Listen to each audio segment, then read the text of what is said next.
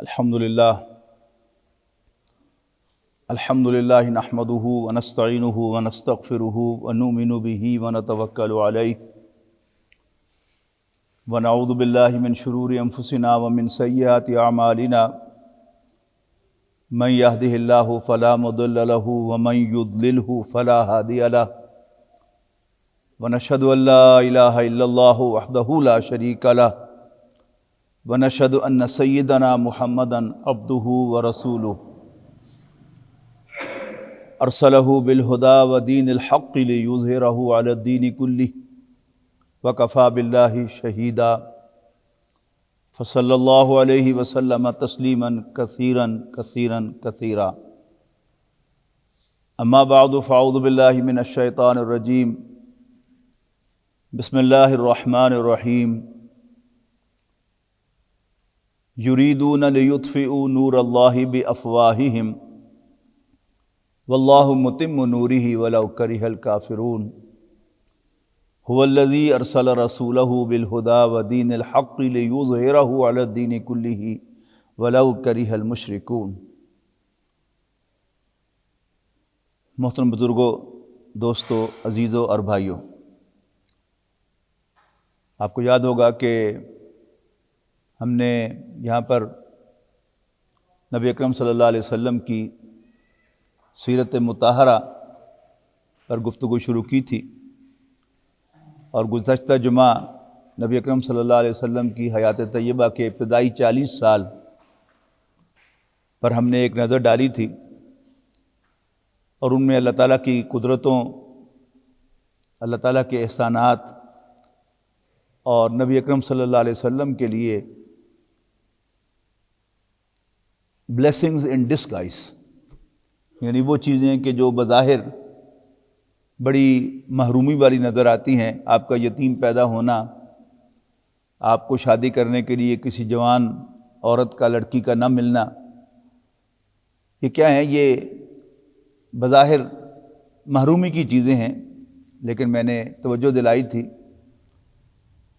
کہ ہر کام اللہ تعالیٰ کی اجازت سے ہوتا ہے، اور اللہ تعالیٰ نے اپنے پیغمبر صلی اللہ علیہ وسلم ہی نہیں، اپنے تمام بندوں کے لیے اللہ تعالیٰ ان کو دیکھ رہا ہے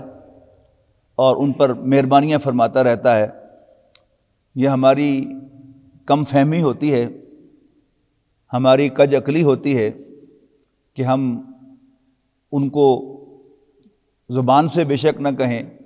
دل میں یہ سمجھتے ہیں کہ یہ ظلم ہوا ہے۔ یہ بات تو پلے باندھ لینی چاہیے ہمیں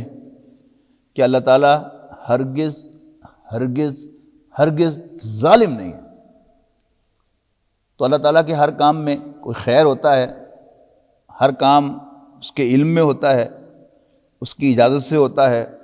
اس کی قدرت کے تحت ہوتا ہے۔ نبی اکرم صلی اللہ علیہ وسلم کی عمر مبارک جب 40 سال کے قریب ہوئی تو بخاری کی روایت کے مطابق کانا حبب الیہ الخلاء، تو آپ کو خلوت بہت پسند آنے لگی۔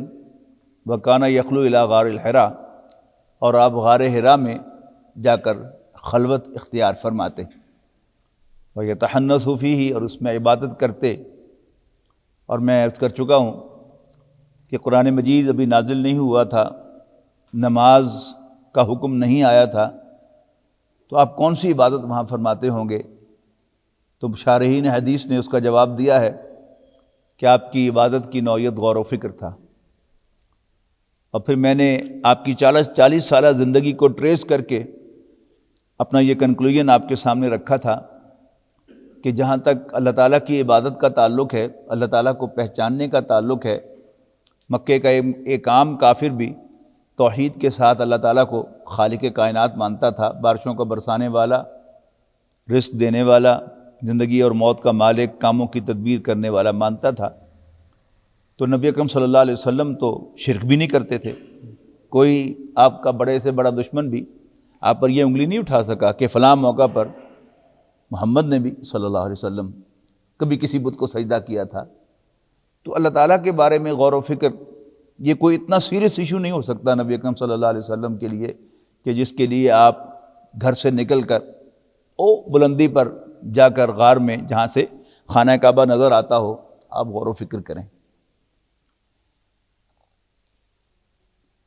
اس کے مقابلے میں نبی اکرم صلی اللہ علیہ وسلم کا جو دوسرا تعلق ہے اپنے فیلو ہیومن بینگز کے ساتھ، اس کے اعتبار سے نبی اکرم صلی اللہ علیہ وسلم واقعتاً کنسرنڈ نظر آتے ہیں۔ کبھی آپ ایک کام کرتے ہیں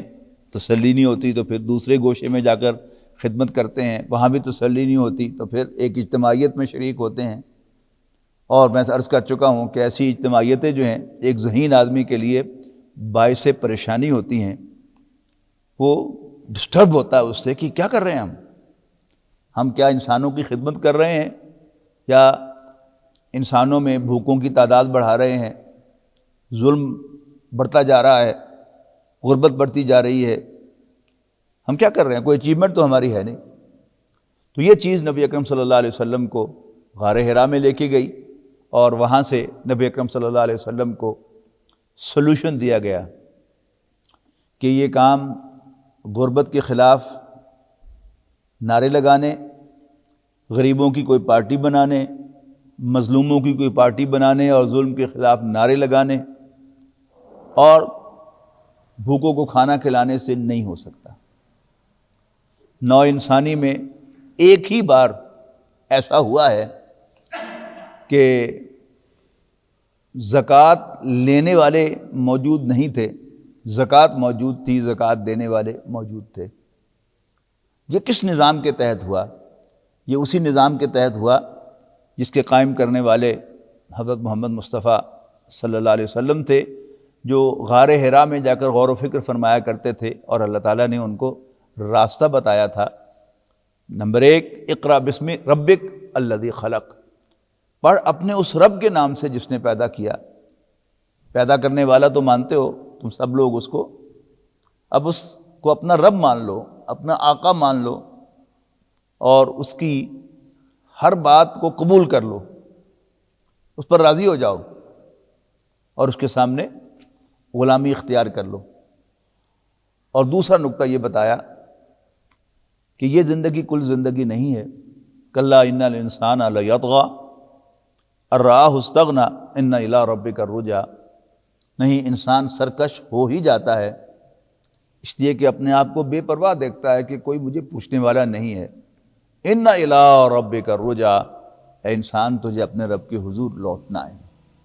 اور تیسری بات یہ کہ میں اللہ کا رسول ہوں، اللہ تعالیٰ نے مجھے اپنا پیغمبر، اپنا رسول، اپنا ایلچی، اپنا پیغام لانے والا نامزد کیا ہے اور میں اس کا نمائندہ ہوں۔ نبی اکرم صلی اللہ علیہ وسلم نے اللہ تعالیٰ کی ڈائریکشن کے عین مطابق یعنی غار حرا سے اترتے ہی اس بات کا اعلان نہیں کیا، بڑے ہی فطری طریقے سے آتے ہی اپنی اہلیہ محترمہ حضرت خدیجہ بنت خویلد رضی اللہ تعالی عنہا سے اس کا تذکرہ کیا ہے۔ وہ آپ کو اپنے چچیرے بھائی ورقہ بن نوفل کے پاس لے کے گئی ہیں، جن کا ذکر گزشتہ جمعہ بھی آیا تھا کہ جو شرک سے بیزار ہو کر عیسائیت قبول کر چکے تھے اور تورات و انجیل کے بہت بڑے عالم تھے۔ ان کے پاس لے کے گئیں اور انہوں نے تصدیق کر دی کہ آپ کے پاس جو شخص آیا ہے، جو آواز آپ نے سنی ہے، یہ تو وہی ناموس ہے کہ جو موسیٰ کے پاس بھی آیا تھا اور فلاں فلاں نبی کے پاس بھی آیا تھا، اور اللہ تعالیٰ نے آپ کو اپنا پیغمبر نامزد کر دیا ہے۔ اور ساتھ ہی انہوں نے کہا، ادب سے نام لینا چاہیے ان کا، میں سمجھتا ہوں کہ سب سے پہلے نبی اکرم صلی اللہ علیہ وسلم کو رسول ماننے والے تو وہی ہیں، تو بڑا مقام ہے ان کا۔ تو انہوں نے ساتھ ہی یہ فرمایا کہ بیٹا میں بوڑھا ہو گیا ہوں، کاش کہ میں اس وقت تک زندہ رہوں کہ جب تمہاری قوم تمہیں مکہ سے نکال دے گی۔ تو نبی اکرم صلی اللہ علیہ وسلم نے حیران ہو کر پوچھا، کیا واقعی ایسا ہوگا؟ تو انہوں نے تصدیق کی کہ ہاں واقعی ایسا ہوگا۔ اس کے بعد آپ نے اسی جو فطری انداز میں کہہ رہا ہوں کہ اپنے جو جگری دوست تھے، جگری یار تھے، حضرت ابوبکر رضی اللہ تعالیٰ عنہ، ان سے اس کا تذکرہ کیا اور انہوں نے بھی جھٹ اس کی تصدیق کر دی اور اس تصدیق کی دو تصویریں ہیں، ایک نبی اکرم صلی اللہ علیہ وسلم نے کھینچی اور ایک حضرت ابوبکر صدیق نے خود بیان کی۔ نبی اکرم صلی اللہ علیہ وسلم کا ارشاد ہے کہ کوئی شخص ایسا نہیں ہے جس کے سامنے میں نے اپنی دعوت رکھی ہو اور اس نے کچھ توقف نہ کیا ہو، کچھ سوچا نہ ہو، سوائے ابو بکر کے کہ ادھر میں نے اس کے سامنے دعوت رکھی رضی اللہ تعالی عنہ اور ادھر اس نے قبول کر لیا۔ اور حضرت ابوبکر فرماتے ہیں کہ جب اللہ کے نبی صلی اللہ علیہ وسلم نے مجھ سے ذکر کیا اور سارا واقعہ سنایا تو میں نے آپ کے چہرے کی طرف دیکھا تو میرے دل نے گواہی دی کہ یہ چہرہ جھوٹا نہیں ہے، ٹھیک ہے نا۔ تو یہ دو گواہیاں، یعنی نبی اکرم صلی اللہ علیہ وسلم کی گواہی حضرت ابوبکر کے سب سے پہلے ایمان لانے والے ہونے کے اعتبار سے، اور خود حضرت ابوبکر صدیق کا اپنا فیلنگ امپریشن نبی اکرم صلی اللہ علیہ وسلم کے بارے میں کہ میں نے آپ کے چہرے کو دیکھا تو میرے دل نے گواہی دی کہ یہ چہرہ جھوٹا نہیں ہے۔ اس کے بعد جو گھر میں دو بچے تھے، لڑکے تھے، ایک تو ابو طالب، میں لاسٹ ٹائم ذکر کر چکا ہوں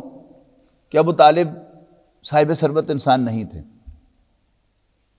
تو آپ کے بچوں نے، ان کے بھائیوں نے پالا ہے بڑے بیٹوں کو، اور حضرت علی رضی اللہ تعالیٰ عنہ کو انہوں نے رسول اللہ صلی اللہ علیہ وسلم کے پاس بھیجا ہے کہ تم اس کی پرورش کرو۔ تو چھوٹے بھائی کی حیثیت سے، عمر کے اعتبار سے بیٹے کی طرح، اور رشتے کے اعتبار سے کزن، چھوٹے بھائی کی حیثیت سے آپ اسی گھر میں پل رہے تھے۔ اور جو گھر کا آدمی ہوتا ہے، جتنا وہ آپ کو جانتا ہوتا ہے اتنا کوئی اور نہیں جانتا ہوتا۔ تو ان کے سامنے آئی ہے بات تو انہوں نے بھی بلا تامل نبی اکرم صلی اللہ علیہ وسلم کے رسول ہونے کی گواہی دی ہے۔ اسی طرح گھر کا جو ملازم ہوتا ہے وہ بھی آپ کے سارے بھید جانتا ہوتا ہے۔ آپ باہر جتنے مرضی حاجی نمازی اور بڑے نیک دل اور متقی مشہور ہوں، لیکن آپ کے گھر کا ملازم جو ہے اس کو سب چانن ہوتا ہے کہ آپ کون ہیں۔ لیکن حضرت زید ابن حارثہ رضی اللہ تعالیٰ عنہ نے بھی نبی اکرم صلی اللہ علیہ وسلم کی تصدیق کی ہے، اور یہ ایک بڑی ان یوزول بات ہے۔ یعنی ہم میں سے جو اچھی ریپیوٹ کا مالک شخص ہوتا ہے تو جتنے لوگ اس کے قریب ہوتے ہیں اتنے ہی وہ اس کے مخالف ہوتے ہیں، وہ اس کو عزت نہیں دیتے۔ لیکن نبی اکرم صلی اللہ علیہ وسلم کا معاملہ بالکل الٹ ہے۔ انسان کو پوری طرح جاننے والی اس کی بیوی ہوتی ہے، سب سے پہلے وہ ایمان لا رہی ہے، پھر دوست ہوتا ہے، سب سے پہلے وہ ایمان لا رہا ہے مردوں میں، پھر غلاموں میں سب سے پہلے حضرت زید ابن حارثہ ایمان لا رہے ہیں، اور لڑکوں میں آپ کے بھائی، آپ کے بیٹے حضرت علی رضی اللہ تعالیٰ عنہ رسول اللہ صلی اللہ علیہ وسلم پر ایمان لا رہے ہیں۔ اس کے بعد حضرت ابوبکر رضی اللہ تعالیٰ عنہ، یعنی ایسا معلوم ہوتا ہے کہ فرام پرسن ٹو پرسن یہ پیغام جو ہے وہ شیئر ہونا شروع ہو گیا۔ حضرت ابوبکر رضی اللہ تعالیٰ عنہ کا بہرحال ایک سٹیٹس تھا، صاحب حیثیت آدمی سے، تو آپ جو مکے کے صاحب حیثیت شرفاء تھے آپ نے ان تک دعوت پہنچائی ہے، اور شاید آپ کے علم میں نہ ہونا چاہیے کہ ہمارے جو 10 ٹاپ کے صحابہ ہیں جنہیں نبی اکرم صلی اللہ علیہ وسلم نے اسی دنیا میں جنت کی خوشخبری دی ہے، ان میں سے 6 حضرت ابوبکر رضی اللہ تعالیٰ عنہ کی دعوت پر ایمان لائے، اور خلفائے اربعہ میں سے بھی ایک ہیں ان میں شامل، حضرت عثمان ان کی دعوت پر ایمان لائے ہیں، حضرت سعید ابن زید رضی اللہ تعالیٰ عنہ جو حضرت عمر رضی اللہ تعالیٰ عنہ کے بہنوئی ہیں، جو ان کے ایمان کا باعث بنے ہیں، تو یہ بھی حضرت ابوبکر کے کھاتے میں جائے گا نا، حضرت عمر کا ایمان لانا بھی، کہ حضرت سعید ابن زید ایمان لائے ہیں، ان کی اہلیہ فاطمہ بنت خطاب حضرت عمر کی بہن ایمان لائی ہیں، اور پھر وہ واقعہ سارا آپ کو معلوم ہے کہ حضرت عمر رضی اللہ تعالیٰ عنہ نے جو ہی سورۃ طٰہٰ کی وہ آیات سنی تو انہوں نے گواہی دی کہ اشہد ان لا الہ الا اللہ و اشہد ان محمد رسول اللہ، تو وہ بھی حضرت ابوبکر ہی کے کریڈٹ میں جائے گا۔ 3 سال کے بعد، یعنی جو پہلی وحی کا واقعہ ہے اس کے 3 سال کے بعد نبی اکرم صلی اللہ علیہ وسلم کو حکم دیا گیا کہ فاصدع بما تؤمر، جس بات کا تمہیں حکم دیا گیا ہے اس کو ڈنکے کی چوٹ کہہ دو، علی اعلان کہہ دو۔ اس کے درمیان میں ایک آیت جو ہے وہ اور ہے، وَأَنذِرْ عَشِيرَتَكَ الْأَقْرَبِينَ، اس کا زمانہ نزول پوری طرح سے واضح نہیں ہے۔ اس آیت کی روح سے نبی اکرم صلی اللہ علیہ وسلم کو یہ حکم دیا گیا کہ اپنے قریبی رشتہ داروں کو خبردار کرو۔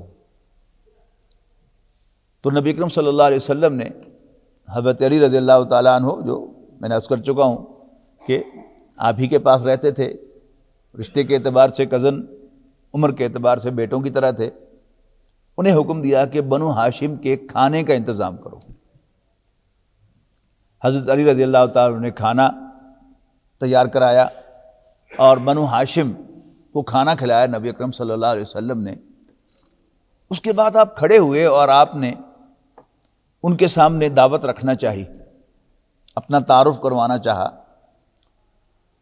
تو آپ کا چچا، تایا، سگا ابو لہب، اس نے شور مچا دیا اور نبی اکرم صلی اللہ علیہ وسلم کو بات ہی نہیں کرنے دی۔ 2 ہفتوں کے بعد نبی اکرم صلی اللہ علیہ وسلم نے پھر کھانے پہ بلایا۔ اس دفعہ کھانا کھانے کے بعد لوگوں نے بات سنی، شرم آ گئی ہوگی ان کو کہ 2 دفعہ کھانا کھا چکے ہیں، چلو بات تو سن لیں، اس کی ماننا نہ ماننا ہمارے اختیار میں ہے۔ تو آپ نے ان کے سامنے اپنا تعارف کروایا۔ نہج البلاغہ یہ شیعوں کی ایک کتاب ہے جس میں اکثر حضرت علی کے خطبات ہیں، لیکن کچھ رسول اللہ صلی اللہ علیہ وسلم کی احادیث اور خطبات بھی ہیں۔ اس میں ایک خطبہ ملتا ہے جس کے بارے میں گمان ہے کہ یہ اسی محفل میں نبی اکرم صلی اللہ علیہ وسلم کا ارشاد کیا ہوا خطبہ ہے۔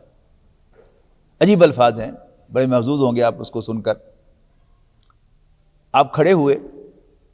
اور آپ نے فرمایا کہ ان الرائد لا یکذب اہلہ، رائد کہتے تھے کسی قافلے کے آگے آگے چلنے والا، یعنی یہ بڑا ٹرسٹ وردی آدمی ہوتا تھا، اور عرب کی روایت یہ تھی کہ وہ کبھی اپنے قافلے والوں کو دھوکہ نہیں دیتا تھا۔ شاید آج کا دور ہوتا تو وہ بھی بک جاتا، لیکن اس وقت ٹریڈیشن تھی مکے کی کہ رائد دھوکہ نہیں دیتا تھا، تو آپ نے اپنے آپ کو رائد کہا، ان الرائد لا یکذب اہلہ، یقیناً قافلے کے آگے چلنے والا اپنے قافلے والوں کو دھوکہ نہیں دیا کرتا۔ واللہ لو غررت الناس جمیعا لو کذبت الناس جمیعا ما کذبتکم، اگر بالفرض میں تمام جہان والوں کو سے جھوٹ کہہ سکتا تو تم سے جھوٹ نہ کہتا۔ ولو غررت جمیعا ولو غررت الناس جمیعا ما غررتکم، اور اگر میں تمام جہان والوں کو دھوکہ دے سکتا تو تمہیں دھوکہ نہ دیتا، تم میرے اپنے ہو۔ واللہ الذی لا الہ الا ہو، اب یہاں سے وہ اصل بات شروع ہو گئی، اس اللہ کی قسم کہ جس کے سوا کوئی عبادت کے لائق نہیں ہے۔ واللہ الذی لا الہ الا ہو انی لرسول اللہ الیکم خاصۃ و الی الناس الیکم خاصۃ و الی الناس کافہ، خدا کی قسم میں تمہاری طرف بھیجا ہوا اللہ کا رسول ہوں۔ واللہ الذی لا الہ الا ہو واللہ لو کذبت الناس جمیعا ما کذبتکم واللہ لو غررت الناس جمیعا ما غررتکم ان الرائد لا یکذب اہلہ، یہ تو بتا دیا آپ کو میں نے کہ واللہ الذی لا الہ الا ہو، اللہ کی قسم جس کے سوا کوئی عبادت کے لائق نہیں ہے، انی لرسول اللہ الیکم خاصۃ و الی الناس کافۃ، خدا کی قسم میں تمہاری طرف بھیجا ہوا اللہ کا رسول ہوں، بالخصوص تمہاری طرف اور بالعموم تمام نوع انسانی کی طرف۔ واللہ لتموتن کما تنامون، اللہ کی قسم تم ایک دن مر جاؤ گے جیسے رات کو سو جاتے ہو۔ ثم لتبعثن بما کما تستيقظون، اور پھر تم اٹھائے جاؤ گے جیسے صبح سو کر اٹھتے ہو. ثم لتحاسبن بما تعملون، پھر تمہارا محاسبہ کیا جائے گا تمہارے اعمال کے بارے میں جو کچھ تم کرتے رہے ہو. ثم لتجزون بالاحسان احسانا وبالسوء سوءا، پھر تمہیں بدلہ دیا جائے گا نیکی کا نیک، اچھائی کا اچھا اور برائی کا برا. وَإِنَّهَا لَجَنَّةً أَبَدًا أَوْ لَنَارًا أَبَدًا، تو وہ بدلہ کیا ہوگا؟ یا وہ ہمیشہ ہمیش کی جنت ہوگی یا ہمیشہ ہمیش کی آگ ہوگی، او کما قال. تو بڑا درد والا خطبہ ہے کہ اپنوں سے آپ نے خطاب کیا اور اپنا بن کر خطاب کیا اور انہیں دعوت دی نبی اکرم صلی اللہ علیہ وسلم کو اللہ کا رسول ماننے کی اور آخرت پر ایمان لانے کی، اور اللہ کا تعارف کروایا کہ اس کے سوا کوئی عبادت کے لائق نہیں. لیکن جب نبی اکرم صلی اللہ علیہ وسلم کو حکم ہوا کہ آپ جس بات کا آپ کو حکم دیا گیا ہے اس کو سر عام کہہ دیں، تو نبی اکرم صلی اللہ علیہ وسلم نے مکے کا روایتی انداز اختیار کیا. وہ مکے کا روایتی انداز کیا تھا کہ جب کسی کو کوئی اہم اعلان کرنا ہوتا تھا، یعنی سوشل میڈیا اور ٹی وی کے دور سے پہلے آپ کو یاد ہوگا کہ کوئی شخص جو ہے وہ ذرا اوڈ سے کپڑے پہن کر بیروپیہ سا بن کر ڈھول بجاتا تھا، اور جب لوگ اکٹھے ہو جاتے تھے تو پھر انہیں وہ منادی کرتا تھا کسی خاص بات کی. تو مکے کی ٹریڈیشن کیا تھی کہ جب کسی کو کوئی خاص بات کہنی ہوتی تھی، کوئی اعلان کرنا ہوتا تھا، تو وہ کسی اونچے مقام پر چڑھ کر اور اپنے کپڑے پھاڑ دیتا تھا،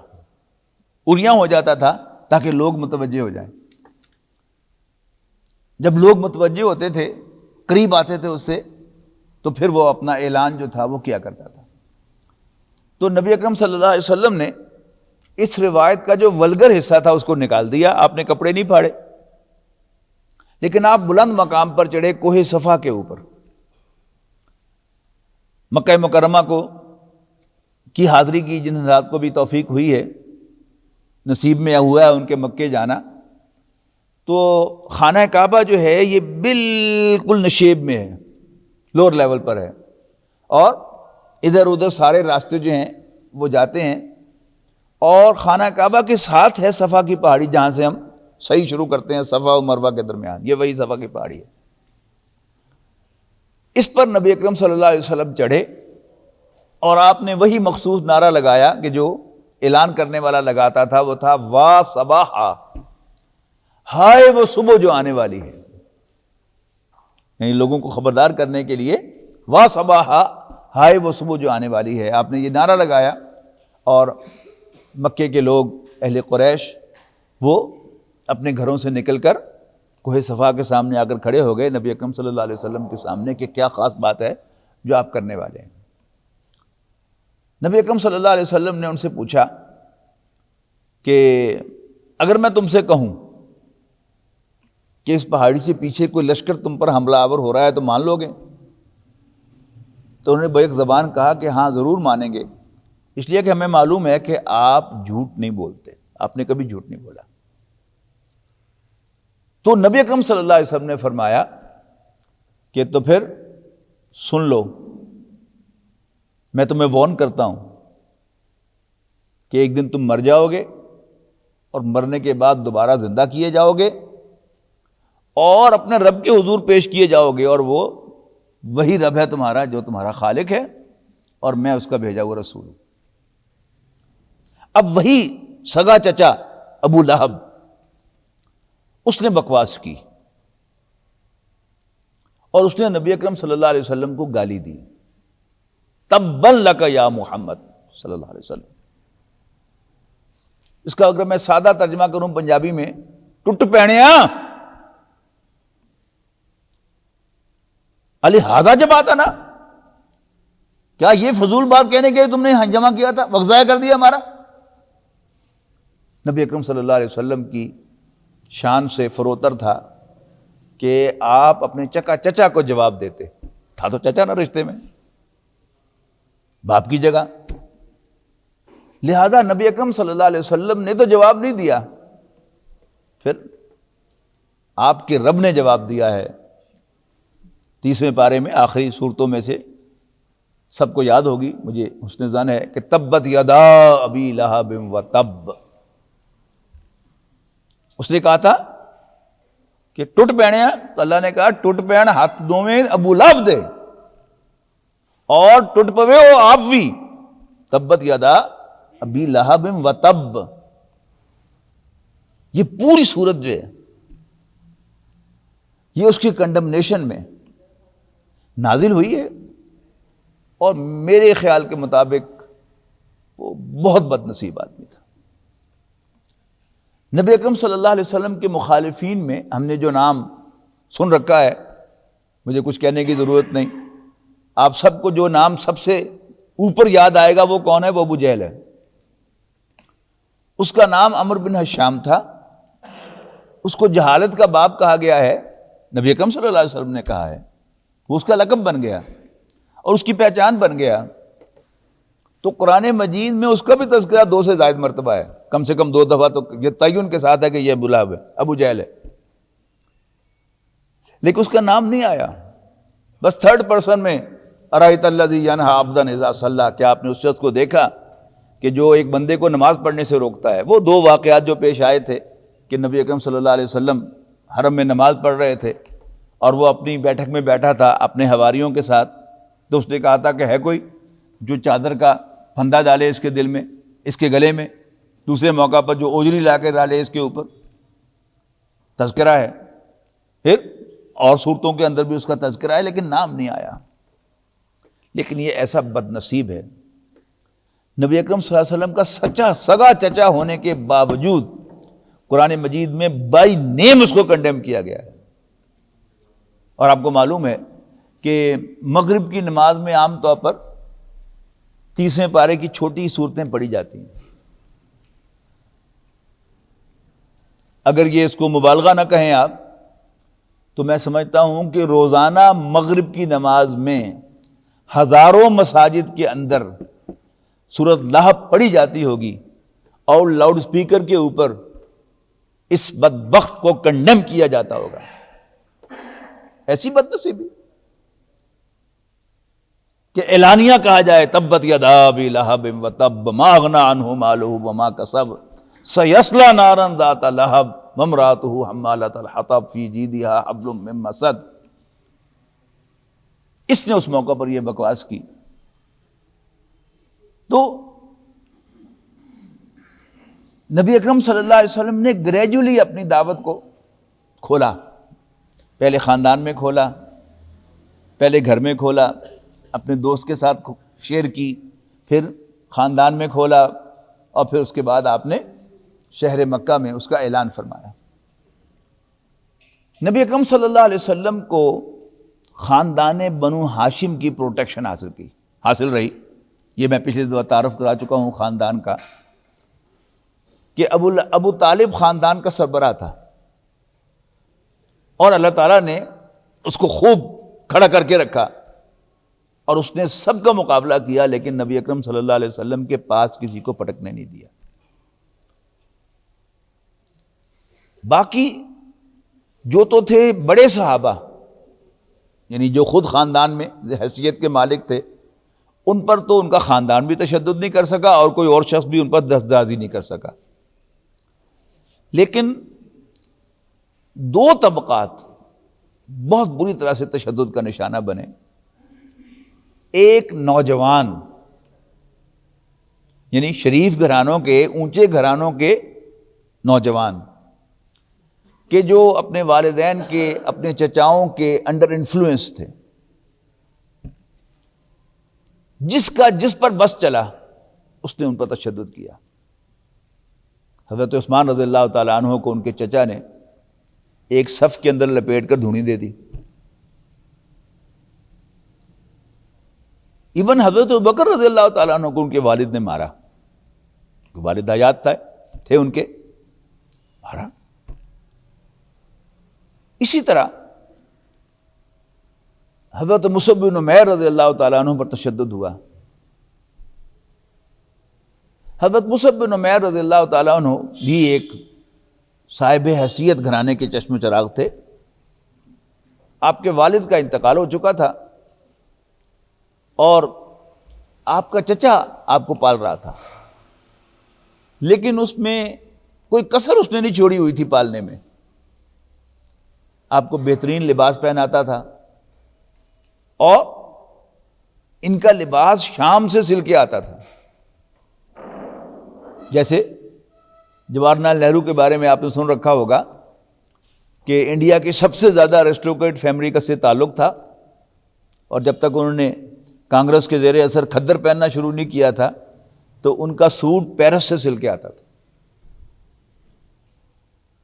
تو مصعب بن عمیر کا جوڑا بھی شام سے سل کے آتا تھا، اور یہ اتنا پرفیوم لگاتے تھے کہ جس راستے سے گزر جاتے لوگوں کو اندازہ ہو جاتا کہ آج معلوم ہوتا ہے کہ یہاں سے مصعب گزرا ہے رضی اللہ تعالیٰ. لیکن جب حضرت مصعب بن عمیر رضی اللہ تعالیٰ عنہ نبی اکرم صلی اللہ علیہ وسلم پر ایمان لے آئے اور آپ کے ساتھی بن گئے تو پہلے چچا نے انہیں منع کیا، باز آ جاؤ. باز نہیں آئے. پھر چچا نے ذرا سخت زبان استعمال کرنی شروع کی، باز نہیں آئے. پھر اس نے تھریٹ کرنا شروع کیا کہ تم نے اپنے باپ کا دین چھوڑ دیا ہے، تم اپنے باپ کو مشرک کہتے ہو، لیکن اس کی کمائی پر عیش کرنے کا تمہیں حق ہے، چھوڑ دو، یہ گھر بھی چھوڑ دو. تو وہ ایکسپیکٹ نہیں کرتا ہوگا کہ اتنا عیاش نوجوان، اتنے ناز و نخروں میں پلنے والا نوجوان، وہ اس کے لیے تیار ہو جائے گا کہ ٹھیک ہے میں گھر چھوڑتا ہوں. گھر سے نکلنے لگے تو چچا نے کہا کہ یہ کپڑے جو تم نے پہن رکھے ہیں یہ بھی تو تمہارے مشرک باپ کی کمائی سے ہیں، یہ بھی اتارو. اور کپڑے بھی اتروا لیے حضرت مصعب بن عمیر رضی اللہ تعالیٰ عنہ کے. پھر غلاموں پر جو تشدد ہوا وہ بھی ان میچڈ ہے. حضرت بلال رضی اللہ تعالیٰ عنہ پر امیہ بن خلف نے تشدد کیا. مکے کی گرم اور پتھریلی زمین، اس پر انہیں گھسیٹا رسی باندھ کر، اور کچھ دیر کے بعد پھر پوچھتا تھا اب بتا تیرا رب کون ہے؟ میں ہوں کہ اللہ ہے؟ وہ کہتے تھے عہد ایک ہی ہے، تو نہیں ہے میرا رب، تو میرا رب نہیں، میرا مخدوم ہے، میں تیری خدمت کروں گا لیکن اب تو میرا رب نہیں ہے. یہ تو اللہ بھلا کرے حضرت ابوبکر رضی اللہ تعالیٰ عنہ کا کہ انہوں نے حضرت بلال کو امیہ بن خلف سے منہ مانگے دام دے کر خرید لیا اور خرید کر آزاد کر دیا، جاؤ تم آزاد ہو.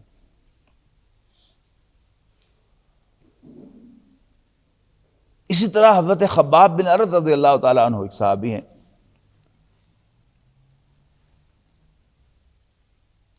یہ بھی بعد میں حضرت مصعب بن عمیر کے ساتھی بنا کر بھیجے گئے مدینہ منورہ، مدینے کے لوگوں کو قرآن مجید پڑھانے کے لیے. لیکن جب یہ ایمان لائے تو ان پر بھی تشدد کیا گیا. ان کو دہکتے ہوئے انگاروں پر لٹا دیا گیا. کسی کے دل میں رحم نہیں آیا. ان کے جسم سے جو رطوبتیں خارج ہوئیں، جو پانی نکلا اس سے کوئلے ٹھنڈے ہوئے، لیکن کسی کے دل میں رحم نہیں آیا. اس کے بعد حضرت خباب رضی اللہ تعالیٰ عنہ نبی اکرم صلی اللہ علیہ وسلم کے پاس آئے اور عرض کی ہے کہ اللہ کے رسول حد ہو گئی، آپ تو دعا کیجئے کہ اللہ تعالیٰ انہیں تباہ و برباد کر دے. تو نبی اکرم صلی اللہ علیہ وسلم کعبے کی دیوار کے ساتھ ٹیک لگا کے بیٹھے ہوئے تھے. دم اٹھ کے بیٹھ گئے آپ کا چہرہ سرخ ہو گیا. آپ نے فرمایا خدا کی قسم تم جلدی مچا رہے ہو، تم سے پہلوں کو تو زندہ انسان کو آدھا زمین میں گاڑ کر آرے سے اس کا جسم جو ہے 2 حصوں میں تقسیم کر دیا گیا تھا، زندہ انسانوں سے لوہے کے کنگھیوں کے ساتھ ان کی کھال ادھیڑ دی گئی تھی۔ تم جلدی مچا رہے ہو۔ سن 5 نبوی میں یہ سلسلہ اپنی انتہا کو پہنچ گیا۔ تو سورۃ عنکبوت میں ایک آیت نازل ہوئی، یا عبادی الذین آمنوا ان ارضی واسعہ، اے میرے وہ بندو جو ایمان لائے ہو، میری زمین وسیع ہے، ایایا فاعبدون، لیکن تمہیں بندگی میری ہی کرنی ہے۔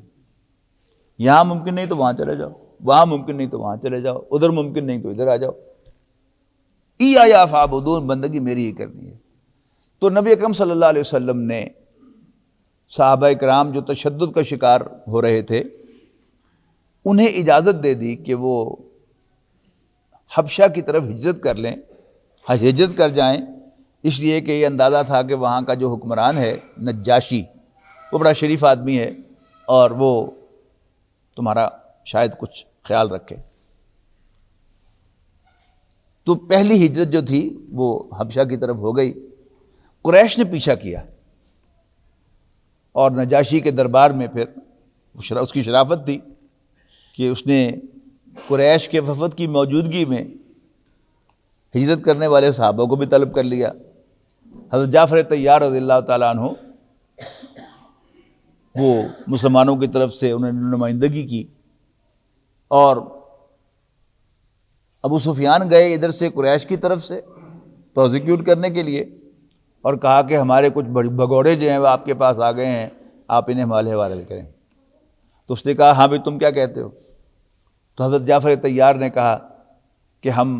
بتوں کی پوجا کرتے تھے، ہم اپنی بیٹیوں کو زندہ دفن کرتے تھے، ہم یہ کرتے تھے وہ کرتے تھے۔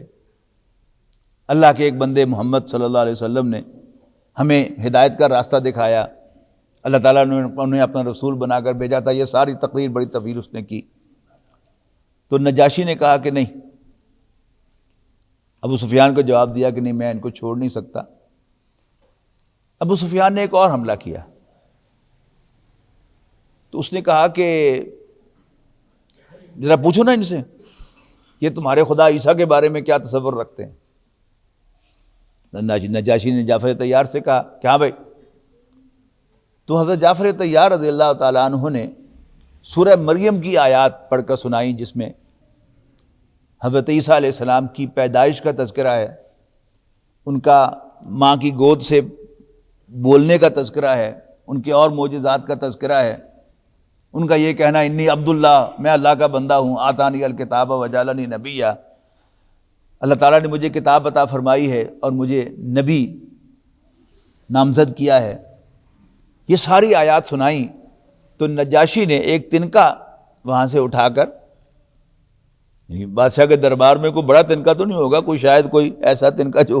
بڑی مشکل سے نظر آئے وہی ہوگا، تو وہ اٹھایا، اس نے کہا کہ جی عیسیٰ تنکا بھر بھی اس ڈسکرپشن سے زیادہ نہیں ہے۔ بڑی مایوسی ہوئی اور ابو سفیان منہ لے کر واپس آ گئے۔ اس کے بعد جب سورہ نجم کی آیات نازل ہوئیں اور اس کے آخر میں آپ کو معلوم ہے کہ آیت سجدہ ہے، تو نبی اکرم صلی اللہ علیہ وسلم وہ آیات پڑھ رہے تھے کہ جب وہ آیت سجدہ آئی تو مشرکین غیر ارادی طور پر اللہ تعالیٰ کے سامنے جھک گئے۔ یار عربی جانتے تھے، ہماری طرح تو نہیں تھے، تو ایک مضمون آ رہا ہے اور اس کے آخر میں سجدہ ہے، تو نبی اکرم صلی اللہ علیہ وسلم اور صحابہ نے سجدہ کیا اور مشرکین نے بھی ساتھ سجدہ کر دیا۔ اب اس کو بنیاد بنا کر مشرکین نے ایک نئی چال چلی اور حبشہ پیغام بھیجا مسلمانوں کو کہ محمد صلی اللہ علیہ وسلم اور قریش کی صلح ہو گئی، تم واپس آ جاؤ۔ وہ بیچارے واپس آ گئے اس دھوکے میں آ کے، لیکن یہاں کے پتہ چلا حالات تو وہی ہیں، پھر دوبارہ دوسری ہجرت حبشہ ہوئی۔ یہ تو ہو رہا ہے دوسرے مسلمانوں کے ساتھ، لیکن نبی اکرم صلی اللہ علیہ وسلم کو خاندان بنو ہاشم کی پروٹیکشن حاصل تھی، اور ابو طالب جو ہے وہ چٹان کی طرح ڈٹا ہوا تھا کہ خبردار ساڈے منڈے نوں ہاتھ لایا۔ قریش نے تنگ آ کر ابو طالب سے کہا کہ اگر تو ہمارا مطالبہ پورا نہیں کرتا تو پھر ہم تمہارے پورے خاندان کا بائیکاٹ کر دیں گے۔ ابو طالب کو پھر ہمت دی اللہ نے، وہ پھر بھی ڈٹ گیا کہ جو مرضی کرنا ہے کر لو، خاندان کا بائیکاٹ کرنا ہے کر دو۔ اور بائیکاٹ ہم نے بھی سنے ہوئے ہیں، لیکن ایسا بائیکاٹ شاید ہی کسی اور کوئی اور ہوا ہو۔ ایک تو ڈیوریشن دیکھیے اس کی 3 سال، محرم سن 7 نبوی سے لے کر محرم سن 10 نبوی تک، یعنی صرف سن کی بات نہیں ہے، مہینہ بھی، پورے 3 سال مقاطع ہوا، بائیکاٹ ہوا، سوشل بائیکاٹ، اور مسلمانوں کو ایک تنگ گھاٹی کے اندر محصور کر دیا گیا، ادھر بھی اونچا پہاڑ، ادھر بھی اونچا پہاڑ، ادھر بھی پہرا، ادھر بھی پہرا، اور کھانے پینے کی چیزیں بھی روکی گئیں، درختوں کے پتے کھا کر، اور جو کچھ بھی ملا چمڑے ابال کر بچوں کے حلق میں اتارے گئے، زندگی کا دھاگا جو ہے اس کو ٹوٹنے سے بچانے کے لیے۔ کوئی درد مند لوگ، ایک شخص تھا کہ وہ کبھی کبھی غلے سے بھرا ہوا اونٹ جو ہے وہ تھا صاحب حیثیت آدمی جس کو روک نہیں سکتا تھا کوئی، لیکن وہ ظاہر ہے بندھا ہوا ہے اس نظام کا، اس کے خلاف بغاوت بھی نہیں کر رہا، تو اپنا غلے سے بھرا ہوا اونٹ جو تھا وہ قریب آ کے چھوڑ دیتا تھا، اور اونٹ خود بخود جو ہے وہ چرتا جو ہے وہ اندر چلا جاتا تھا، اور یوں اللہ تعالیٰ ان کے لیے بندوبست کرتا تھا۔ اور 2 افراد جو ہیں وہ بائی نیم ملتے ہیں، ایک حضرت خدیجہ کے بھتیجے حکیم ابن حزام، وہ بعد میں ایمان بھی لے آئے رضی اللہ تعالیٰ عنہ، اور دوسرے حضرت عائشہ کی بہن حضرت ابوبکر صدیق کی بڑی بیٹی عبداللہ بن زبیر کی والدہ رضی اللہ تعالیٰ عنہ، وہ بکریوں کا دودھ دو کر اور رات کے اندھیرے میں کہیں چھپ چھپا کر جا کر دے آتی تھی بچوں کے لیے دودھ، اینڈ دیٹس آل۔ پھر 10 نبوی میں 2 کام ہوئے، ایک تو 2 آدمی آپس میں بیٹھے، انہوں نے کہا یار یہ بڑی زیادتی ہو رہی ہے، انہوں نے کہا ہاں سمجھتا تو میں بھی یہی ہوں، بڑی زیادتی ہو رہی ہے، اس کے خلاف اٹھنا چاہیے۔ انہوں نے کہا کچھ اور بندے ڈھونڈو۔ اس نے جا کے تیسرے آدمی سے بات کی، اس نے بھی کہا کہ میں بھی یہ سمجھتا ہوں کہ بڑی زیادتی ہو رہی ہے۔ انہوں نے چوتھے سے بات کی، اس نے بھی کہا کہ ہاں بڑی زیادتی ہو رہی ہے، ہمیں اس کے خلاف اٹھنا چاہیے۔ ان دا مین ٹائم کعبے میں جا کر وہ جو تحریر تھی جو کعبے میں لٹکائی گئی تھی قریش کے خلاف، بنو ہاشم کے خلاف بائیکاٹ کی، اس کو دیکھا گیا تو اس کو دیمک نے چاٹ لیا تھا، اور ویسے ان ایفیکٹو ہو چکی تھی۔ تو محرم سن 10 نبوی میں خاندان بنو ہاشم کو موقع ملا کہ وہ باہر آئے، لیکن باہر آتے ہی وہ جو میں بات پہلے عرض کر چکا ہوں کہ اللہ تعالیٰ کے ہر کام میں بہتری ہے، ہماری کم ظرفی، ہماری شارٹ سائٹڈنس ہمیں ایسے الفاظ کہنے پہ مجبور کر دیتی ہے کہ کاش ایسا نہ ہوتا، لیکن اللہ تعالیٰ کے حساب میں ابو طالب کا کام پورا ہو چکا تھا، لہذا اللہ تعالیٰ نے ابو طالب کو بلا لیا، حضرت خدیجہ رضی اللہ تعالیٰ عنہ کو بھی اللہ تعالیٰ نے بلا لیا۔ تو یہ عام الحزن کہلاتا ہے سیرت نگاروں کی زبان میں کہ یہ غم کا سال ہے، اور غم جیسا غم، یعنی حضرت خدیجہ جیسی بیوی جو نبی اکرم صلی اللہ علیہ وسلم کی خدمت کرنے میں ریکارڈ توڑنے والی بیوی، اتنی صاحب ثروت خاتون ہونے کے باوجود لونڈیوں کی طرح اس نے رسول اللہ صلی اللہ علیہ وسلم کی خدمت کی، اور ابو طالب جس نے آؤٹ رائٹ سپورٹ دی نبی اکرم صلی اللہ علیہ وسلم کو پورے 10 سال، یہ دونوں جو ہے وہ اس دنیا سے چلے گئے۔ اگلی بات جو ہے اس کو عام سیرت نگاروں نے اس کا ذکر کرنا پسند نہیں کیا، حالانکہ وہ اہم ترین بات تھی۔ وہ بات کیا تھی کہ خاندان کا، ظاہر ہے ابو طالب مر گیا تو خاندان کا کوئی نیا سربراہ تو بننا تھا نا۔ آئی ڈونٹ نو کیوں ان کو نظر انداز کیا سیرت نگاروں نے اس بات کو کہ اگلا خاندان کا سربراہ ابو لہب بن گیا، اور ابو لہب نے نبی اکرم صلی اللہ علیہ وسلم کو خاندان بنو ہاشم سے نکال دیا۔ اس سال یہ ربیع الاول جو ہے یہ بڑا عجیب ربیع الاول ہے کہ جیسے میں اپنی سی ایک کوشش کر رہا ہوں نبی اکرم صلی اللہ علیہ وسلم کو سلام پیش کرنے کی، ایسے ہی میرے جیسے مجھ سے بہت زیادہ علم والے، فضیلت والے، تقوی والے لوگ جو ہیں وہ بھی اپنی اپنی ایک کوشش کر رہے ہوں گے۔ نبی اکرم صلی اللہ علیہ وسلم کو ہمارے ہدیوں کی ضرورت نہیں ہے، ہدیہ تبریک کی اور ہدیہ سلام کی اپنے لیے۔ لیکن یہ ربیع الاول بڑا عجیب ہے کہ یہاں اس وقت نبی اکرم صلی اللہ علیہ وسلم کے جو خاکے، اور جو واقعہ آپ کے سامنے ہے کہ فرانس کا ایک ٹیچر وہ ہر نئی کلاس کو نبی اکرم صلی اللہ علیہ وسلم کو وہ خاکے دکھاتا تھا، یہ کہہ کر کہ یہ آزادی رائے ہے، اس پر پابندی نہیں لگ سکتی۔ اسے طلباء نے منع کیا، اس کو وارننگ دی، باز نہیں آیا۔ پھر عبداللہ نامی ایک شخص جو ذرا 100 کلومیٹر کے فاصلے پر تھا، وہ آیا اور اس نے باقاعدہ اس کو واصل جہنم کیا۔ اور فرانسیسی صدر نے اس ٹیچر کو فرانس کا سب سے بڑا سول ایوارڈ دیا، اور ساتھ ہی ساتھ سرکاری عمارتوں پر وہ بڑے بڑے وہ خاکے جو تھے نبی اکرم صلی اللہ علیہ وسلم کے کارٹونز کے، وہ ڈسپلے کیے۔ بڑا خوبصورت میں دیکھ رہا تھا کہ اور یہ مقبول جام صاحب نے بڑے رقت آمیز لہجے میں اپنا پورا وہ کلپ ریکارڈ کروایا ہے۔ انہوں نے کہا جی میں بڑی ہمت کر کے بول رہا ہوں، میرے کو الفاظ نہیں مل رہے کہ قیامت کے دن ہم نبی اکرم صلی اللہ علیہ وسلم کو کیا منہ دکھائیں گے۔ وہ شخص کے جو پیرس کی سڑکوں پر سے گزرتا ہوگا اور سامنے بڑے بڑے بینرز جو ہے وہ بل بورڈ لگے ہوئے ہوں گے نبی اکرم صلی اللہ علیہ وسلم کے خاکوں کے، تو اس کے جذبات کیا ہوتے ہوں گے، وہ کیسے وہاں سے گزر جاتا ہے۔ وہ تو وہ کہہ رہے تھے وہ کیسے وہاں سے گزر جاتا ہے۔ تو بہرحال اب ایسا معلوم ہوتا ہے، پہلے بھی میرا اندازہ یہی تھا کہ اب وہ آخری جو احادیث کے اندر تصویریں کھینچی گئی ہیں اس کا وقت قریب ہے، لیکن اب معلوم ہوتا ہے کہ بہت زیادہ قریب آ گیا ہے۔ اس لیے کہ بہرحال ہم کتنے ہی برے صحیح، کتنے ہی بے عمل صحیح، کتنے ہی نافرمان صحیح، لیکن بہرحال مسلمان نبی اکرم صلی اللہ علیہ وسلم کی توہین برداشت نہیں کر سکتا۔ اور میں سمجھتا ہوں کہ آپ سب لوگ میرے ساتھ ہیں کہ ہم اس کو کنڈیم کرتے ہیں اور اس پر غم و غصے کا اظہار کرتے ہیں۔ اقول قولی ھذا فاستغفر اللہ لی ولکم ولسائر المسلمین والمسلمات۔